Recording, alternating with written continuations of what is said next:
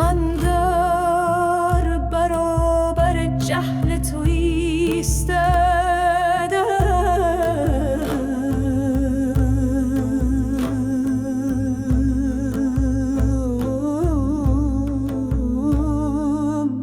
فریاد ای که دین را ابزار ظلم ساخته ای، از نام خدا شیطان پرورید.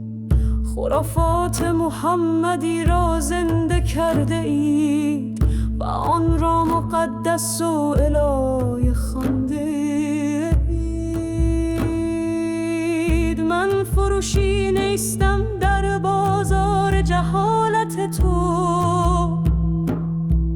من انسانم نه برده در حرم سرای افکار پوچ تو. آیات خرافی و تفسیرهای بیمارت چیزی جز توهم و خیالات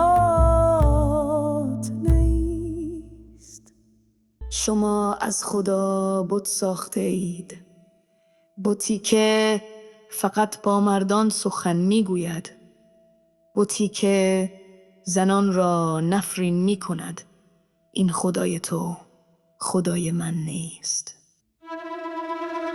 دین تو دین ترس از زن، ترس از زندگی، ترس از آزادی. پشت ریش و لنگیت مردی وحشت زده از قدرت زن پنهان است. فریاد میزنم، فریاد. من زن افغانم، آزادم.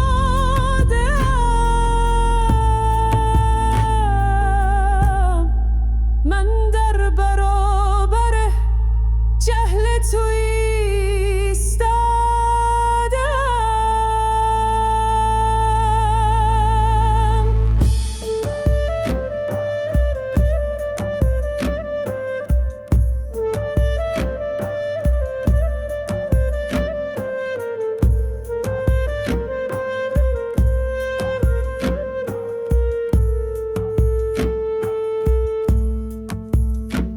چه دینی که مادر و خواهرت را محکوم کند، چه خدایی که فرزندانش را به دو دسته تقسیم کند. این خدای تو ساخت دست خود توست، ترکیبی از جهل عرب صحرانشین. من حق انتخاب دارم، من حق تحصیل دارم، من حق حیات دارم، من حق کوشش دارم. دین خرافی تو چیست؟ حق من را زیر پا مکن. فریاد میزدم، فریاد.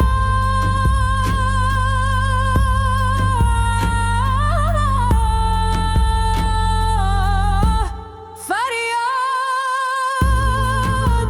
میزنم، فریاد.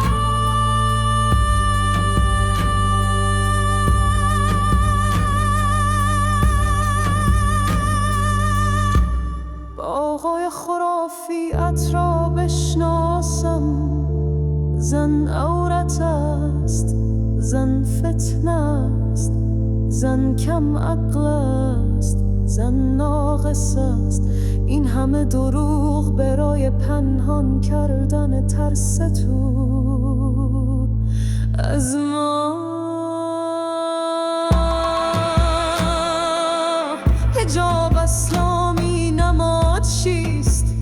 نماد کنترل و مالکیت بر تن من.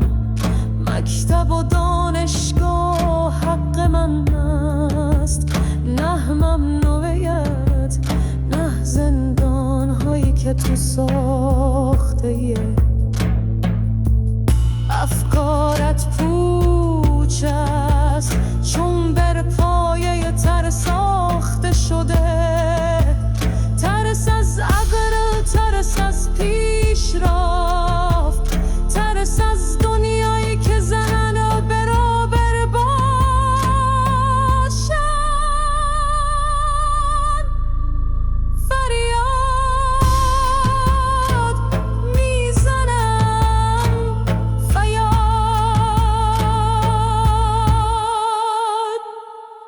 زندگی من را با چند آیه و حدیث منهدم مکن. این متون کهن برای زمان خود نوشته شدند.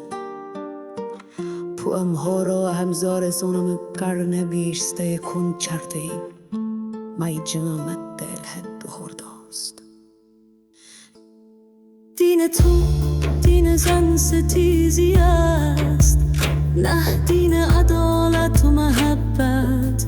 هر جا که زن را به بردگی کشنده اند، تو و امثال تو مقصر بوده اند. شما از خدا بت ساخته اید، بتی که فقط با مردان سخن میگوید، بتی که زنان را نفرین میکند. این خدای تو خدای من نیست، خدای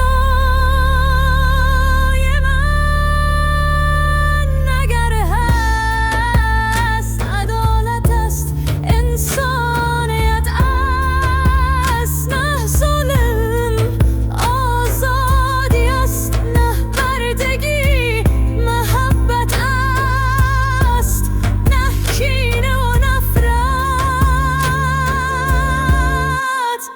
فریاد میزنم، فریاد. من زن افغانم، آزادم. من در برابر جهل تو ایستادم.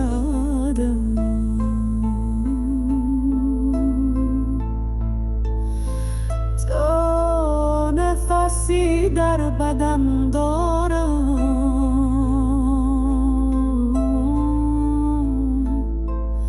علیه خرافات تو می جنبم.